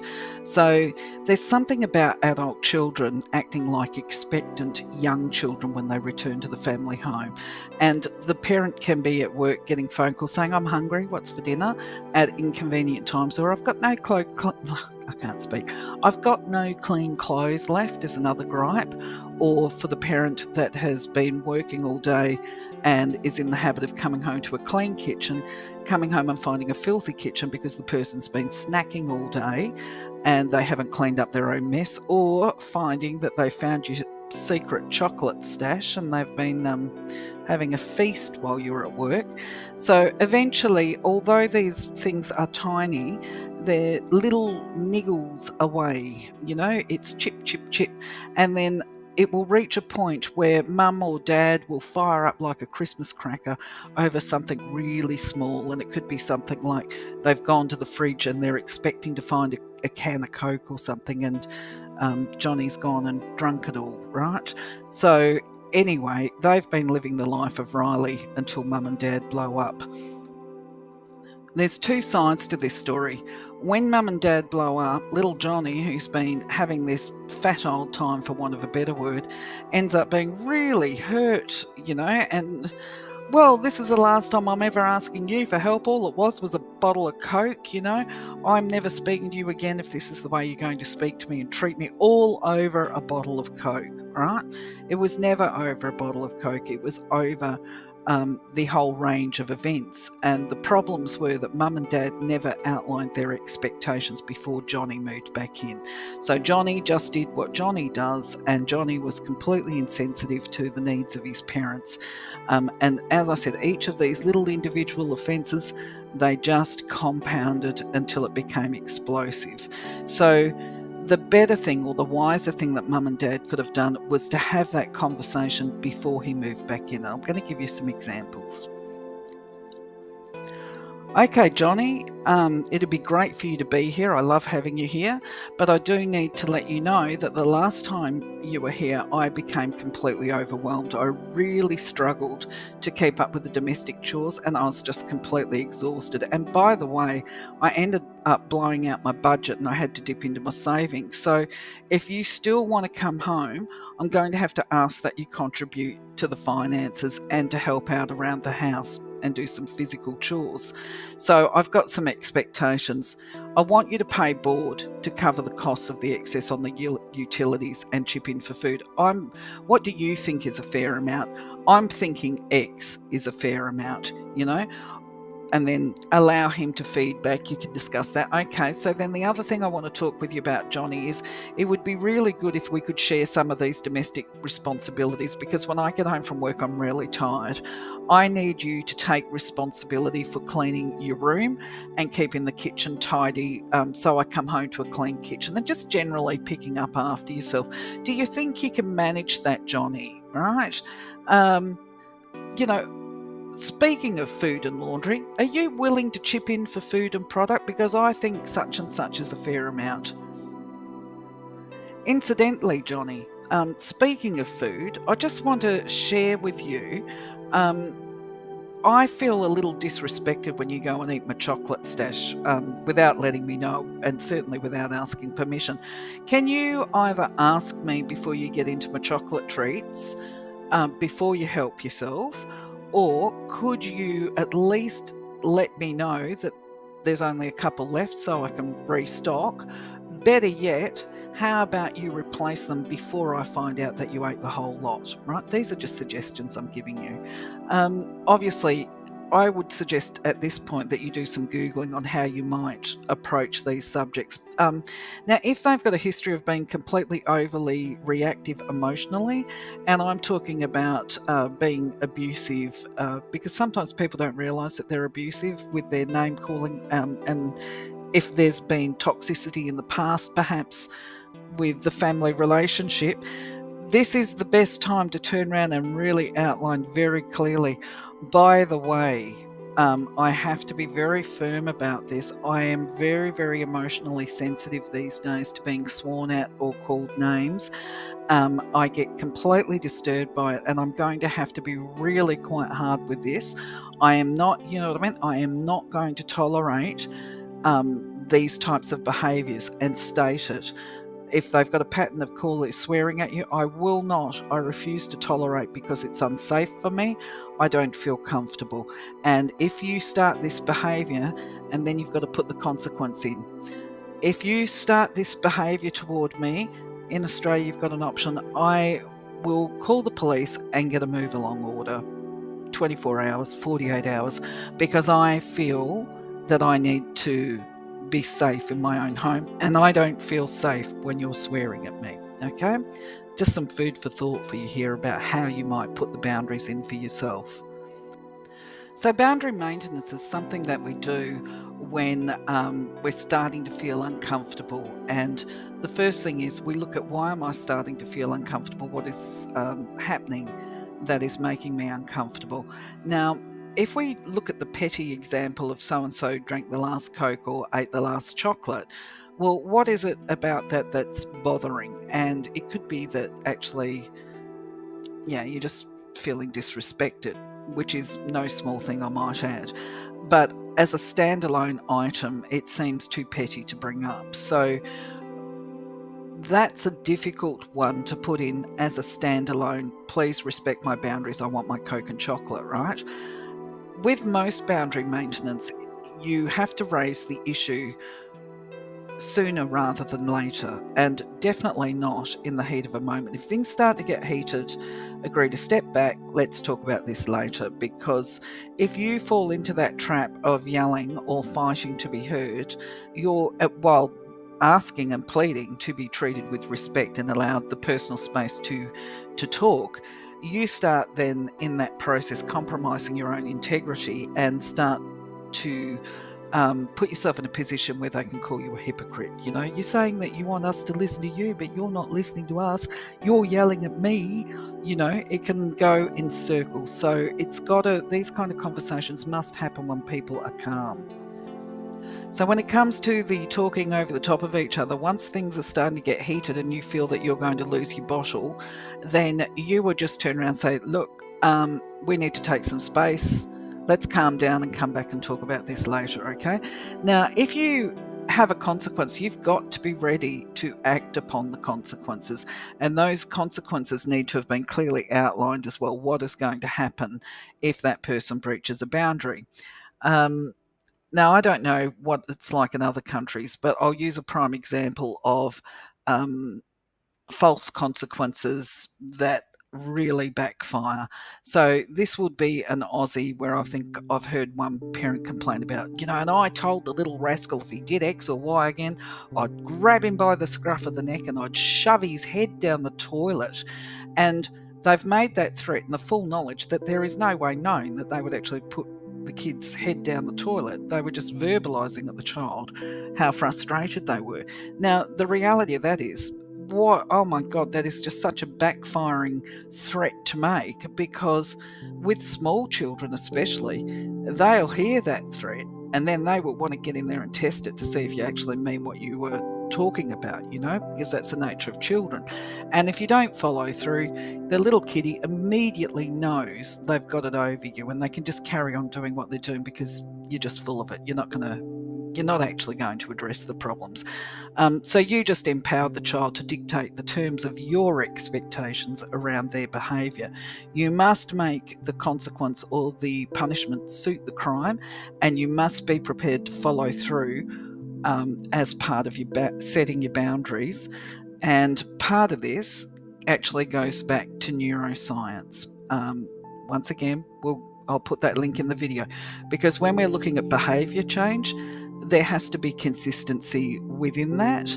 And so unless you are consistent with your consequences, the child is not going to actually get that behaviour change happening. Now, the other thing too, if we talk about neuroscience with behaviour changes, you may need to repeat the consequence up to about 90 times to really solidify the neural pathway. And this is why parents will say, I sound like a broken record, I'm just repeating myself all the time. Now, this is a little diversion really from boundaries, but at the end of the day, we are talking about behaviour change. It's all part of it as well. So I just want to point out too that when I say it can take up to 90 times, it may take longer, it may take less time, because at the end of the day, children are children, people are people, and everybody's different. Now, the other thing too is if you've caught your romantic partner in a web of deceit and you then catch them lying again, and you've said to them in the past, if I catch you out lying again, I'm leaving, then best you start, the moment you state that that's what you're going to do, best you start building a little nest egg so that you can actually leave them if you catch them out again. Because if you don't, right, and you find out they're lying again and you stay and you make that I'm leaving threat with no intention of fulfilling it, you have just given that person consent and permission to keep on lying to you, because they know that you're going to put up with it, that you're not going to leave. It's a hollow threat. So let's use the example of the adult child moving home again and the boundaries having been outlined in advance. The beauty of this is as well, with the exception of the abuse, is that while the small individual problems that can become collectively, when things start to get tense and you realise actually they're starting to take liberties, I'm feeling taken advantage of, and my boundaries are being chipped away at, you can turn around, especially if you put that we meet regularly in there, to have that weekly, fortnightly meeting. Just say, I feel like you're taking a few liberties here. You've been drinking all my Coke, you've been eating all my chocolate, and you haven't replaced it. And you don't sound petty, right? It doesn't sound petty at that stage to say this, but you need to organise that boundary of having meetings before they move back. Now, even though this is becoming a very long video, I'm going to actually share this with you, because one of the best scenarios I actually saw was an interview with Sean Connery on the TV many years ago, when the journo asked him about the longevity of his marriage. And Sean Connery responded, to his credit, that he believed a successful marriage was something that people had to work on, and that he believed that within his family unit, it was because they regularly had family meetings where they all sat around the table, and they discussed their grievances openly. And because he had a sense of humour, he said something like the theme of the meeting, or the theory of it, was to discuss what was working and what wasn't within the family unit. But in his opinion, it usually involved him sitting there for about an hour being reminded of everything that he did that was wrong, so that he could make sure that he was sensitive to everybody else in the house. And he accepted this because he realised that actually they were all right, and he wanted to keep his wife happy and everybody else, and because he saw the benefits of peace in the house by having these meetings. So the point being, you can keep harmony in the house by having a family meeting, and you can take back your power in as far as you're not powering over Johnny, you are retaining the power in your own house to feel safe and comfortable at home. And that's what the boundaries are about.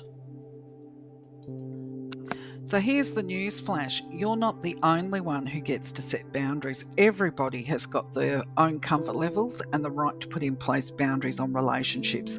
Now, when people are putting restrictions on how we personally treat them, so when it's the other way around, it can really feel as though we're being reprimanded. And it's very easy. Once you understand this, you'll understand why you've got to be sensitive in setting your own boundaries with other people, right?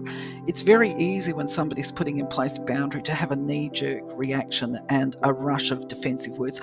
I didn't, that's not true, I don't. And you might even start to feel very angry at the person for trying to restrict you, or you might perceive it as they're attempting to control you. Sometimes they might be, okay? But hopefully you'll be able to work out when they're trying to control you and when they're trying to control their own comfort levels. That's something that we can talk about perhaps in another video, right?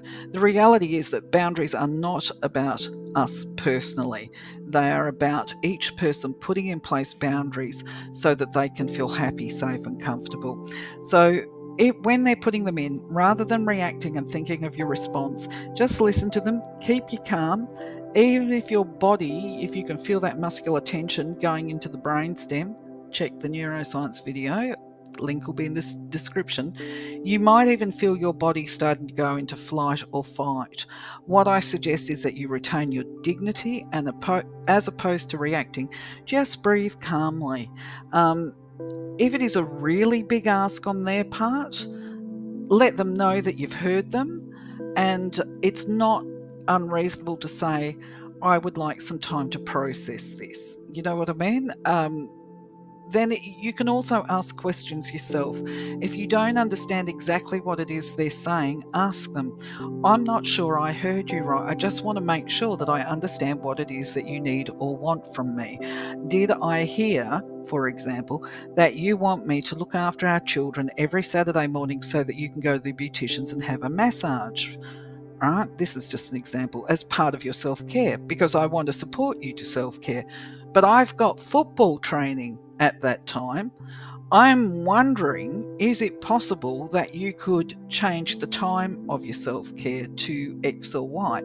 That's negotiating a boundary, right? But you might not be in the space to have that negotiation if you're in the middle of a tense muscle brainstem reaction that you're trying to control. You might be tempted to ask them why they want these boundaries put in place, and that actually is potentially invasive. So people don't need to justify why they are putting in place boundaries. We need to respect that these are the boundaries that they're putting in place so that they can feel safe emotionally, psychologically, physically, sexually, intellectually, whatever. It's just, it would be unnatural, I think, for a person to not want to know why, but it can be invasive. The person may decide to share with you why, but I wouldn't be forcing them to explain. The other thing would be that if the person is saying to you, you make me well, let's hope they're not saying you make me feel bad. Let's say they're saying I feel bad when you call me a ditz when we're having an argument or a joke or whatever. You wouldn't turn around and say, well, why are you so sensitive about me calling you a ditz? It's not like it's a big deal. It's just a joke, right? If they've just said to you, I feel bad when you call me that, right? You're just invalidating them and minimizing their emotions by responding in that way. So you just go, okay, well, do you realize that I don't mean to make you feel bad? And this is a habit for me now. This is a case of know your limitations. I call everybody I love a ditz, right? I'm not saying this is right. I'm just giving you examples, right? It might be hard for me to break that pattern. What if every time I call you a ditz, I'll try not to, but if I do, why don't we agree that you pull me up in that moment and you let me know, and then I can try and change my behaviour for you? That's another way of addressing it. An apology will go a long way as well if you are guilty of doing something that is invalidating to the person that you love. The idea of these boundaries is that there's mutual respect and regard to each other's needs, and also to help develop communication and build that emotional connection and power share within the relationship. So just going back to control type boundaries, these are the ones where, just in brief, where the person's going to try and suppress another person's identity and literally control them. They might dictate what clothes the person wears. They might be attempting to control them financially when there's no need. But I think I will let you do your own exploration on that. Because these kind of things, definitely that's power and control in unhealthy ways. But as a general rule, if a person is asking you to respect a boundary around personal safety for them and their comfort, and you don't like it and you're not happy about that, well, your emotional reaction is one that you need to process yourself as well. Why do you feel bad about somebody asking you to respect their need for personal safety? It's a two-way street. So one of my mentors was a brilliant clinical social worker. He was actually a behaviourist as well, and he was the one that introduced me to neuroscience and neural pathways, and also actually the topic of boundaries. The way he delivered it was very, very simple. So once again, just a reminder, pop over and check out that video.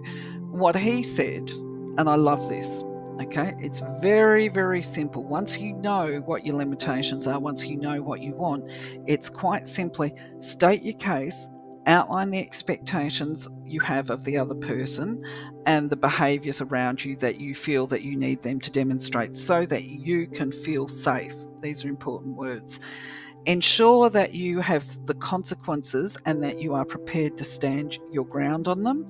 And if they could result in the termination of a relationship where, people walk away from each other, be aware of that risk and be prepared to deal with it, right?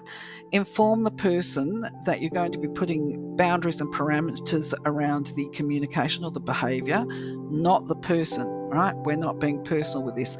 And inform them what those consequences will be. Now, what this looks like, he gave me a living example, is in his case, a phone call to his elderly father.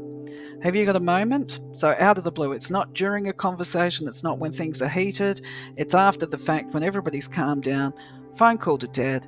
Hey Dad, have you got a moment? Listen, I wanted to speak to you about such and such, and it's really important to me for you to hear what I have to say. I really need you to hear this, okay? Dad, I feel really disrespected when you say X or Y to me, and I have asked you repeatedly to not treat me this way. So I just want you to know, so that you aren't surprised, that if in the future you tell me again over the phone that I'm an idiot because of what I believe or because of my opinions, then I'm going to hang the phone up on you, Dad, okay? That doesn't mean, Dad, that I'll never speak to you again. It just means I'm ending the conversation until we can get the conversation back on a civil ground. Okay, so he's given his dad fair warning. Now, behaviours from a neuroscience perspective, you'll know this, they do not change overnight. You're definitely going to have to follow through. You know, the moment you make that phone call, you're going to have to hang up on him probably pretty soon, because these are ingrained patterns of behaviour. He's an old bloke. He's got 50 years or 40 years of speaking to you badly. Okay, so anyway, where I'm going, the next time he chats to dad falls straight back into his old patterns of behaviour. And by this stage, you can usually tell there's a tone change here. You know when it's building up and when he's going to say the words like, "Oh, you're such an idiot," right? Now, immediately those words step out of dad's mouth. Son steps in and goes, "Hang on, Dad, before we go any further, remember, I spoke with you about this." So there's no yelling, there's no anger, there's no nastiness. Okay, it's just, "Hey, Dad, before we go any further, remember, I spoke with you about this and I told you what would happen if you called me an idiot again." All right? "What did I say to you, Dad?" "Yes, I said that I would hang up on you if you called me an idiot. So, Dad, if you call me that again, I'm going to hang up." And Dad's like, "Oh, for God's sake, that's just ridiculous. You're just being plain stupid." Right. Don't go into an explanation. Hang the phone up, right? About half an hour later, so I'm using a live example here. About half an hour later, Dad calls up, mad as a hornet. "You hung up on me." "Yes, I did. You were warned." Right? No anger or acrimony from the son. Dad's as mad as a cut snake, though. Now, the reminder here, when you're putting in place your boundaries, you are not responsible for that person's emotional reaction. So the fact that Dad's fit to be tied is actually not your problem. So that's what you do the first time you're putting in place a boundary. Now, guarantee you, there's going to be a third, a fourth, a fifth, a sixth time as you change these behaviours. The first time you give them the warning, right? The second time you don't. Okay? The second time, the moment he says, "Oh, you're such an idiot," you hang up. You don't explain, you don't justify, you don't even enter into the conversation. That's it. You've just implemented your boundary.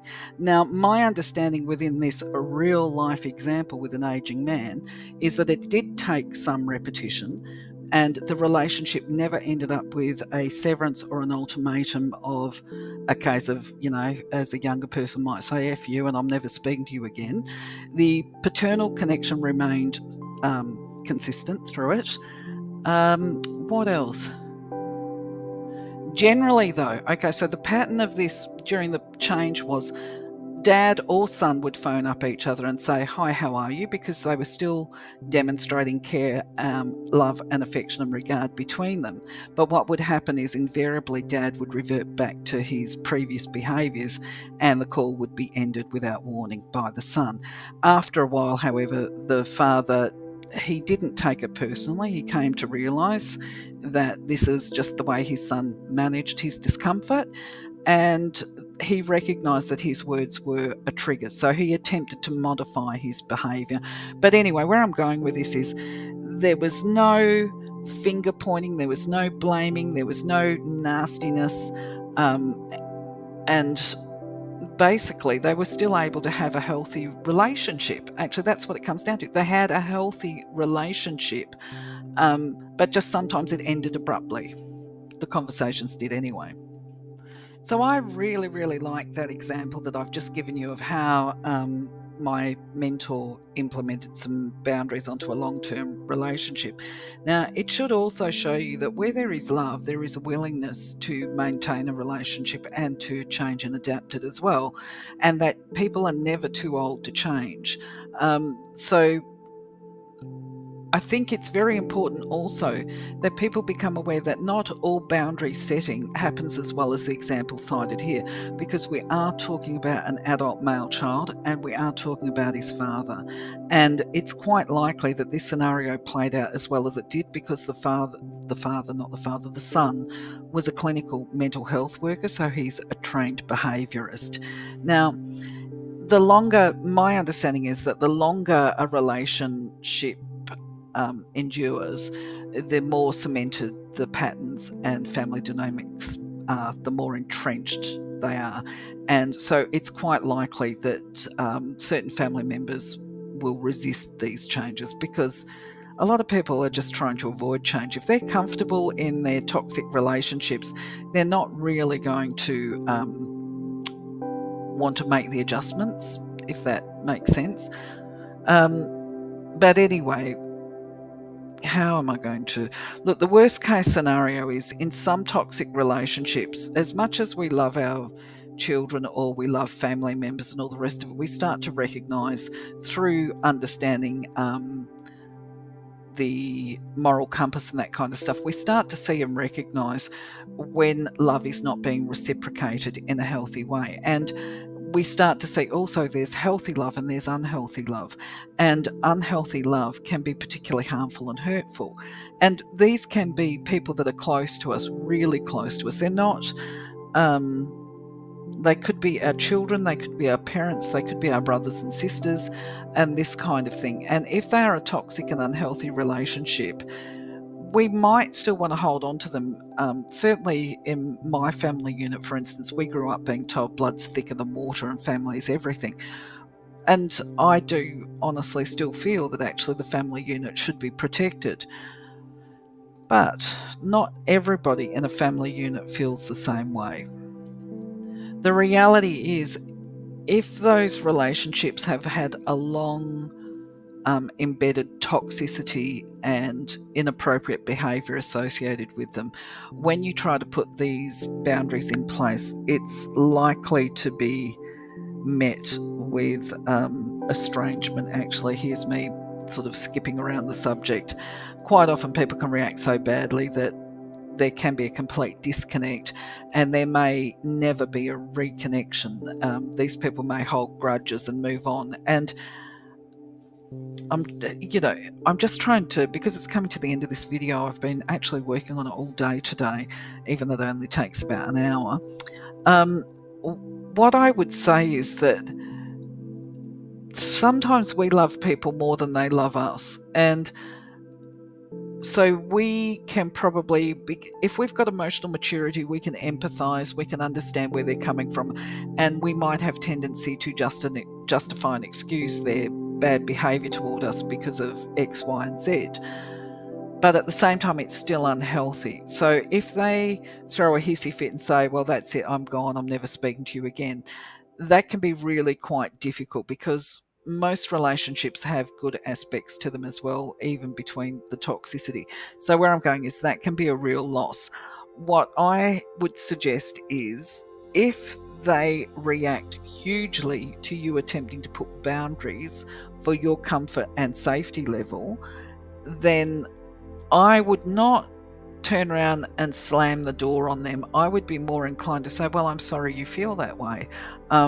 My door is open if you can treat me with decency or respect my boundaries, because that's all you want.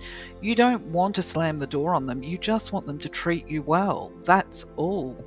And they may work this out at some point in time. So there may be a reconnection down the track. It just depends on how well they mature and if they can actually grow up enough and develop a bit of empathy. And if they don't, then that becomes the challenge. You might need some therapeutic support for that, depending on the nature of the relationship, because if they are not interested in working on that relationship, that actually shows you that there is no value, no appreciation, and no commitment to you. So that love and regard that you hold for them is actually invested in people that don't deserve your love and affection, because it's not reciprocal. And they certainly are not respectful of you. But where I'm going with this, I want to close on a positive note and say, at the end of the day, it is never too late to give yourself the gift of love and respect, right? And it is never ever too late to put in standards that allows you to live peacefully and comfortably around people who value you and respect you. So this has been a really long, massive video, but you know what? I worked this out in one of my breaks. The reason this video is so long is because I've actually condensed the content that would be provided in a clinical therapeutic session of 8 to 10 treatments on boundaries into one video. So there was no way this was ever going to be a short video. However, I do hope that you have managed to gain something of value for you within this. And I wish you well. I'm not going to keep chatting here. I'll just simply say thank you for joining me today. I hope that I've offered you some help, as said, around setting boundaries and developing healthier relationships for you. If there's some specific content that you wish me to focus on, let me know in the comments. If you just want to leave a comment and put down your experiences, do so by all means. I welcome it. In the meantime, I'm going to say thank you for being with me today. Take care. I'll catch you around in the near future. Have a good one. Bye bye.